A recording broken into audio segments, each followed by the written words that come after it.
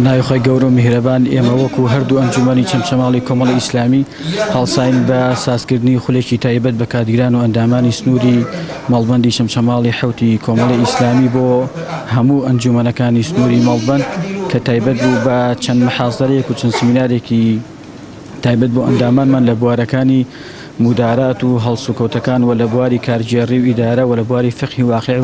و لە بواری مەسئولیەت و بەرپرسیارێت بریتیە لە چوار محازەرە. محازەرە یەکەم لە سەعادنەوە دەستی پێ کرد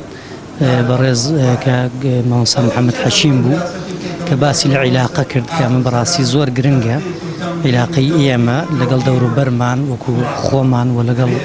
ئەحزاب و باقی خەڵکی کوردستان وەکو کۆمەڵی ئیسلامی. خاڵی دووەم و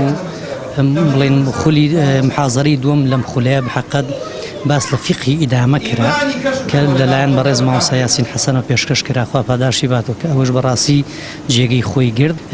محازەری سێمیشمان هەر لەو خولەیە بەڕێز مامۆستا دلێرگەرمیانی کە ئەندامی ئەنجومەنی سیاسیە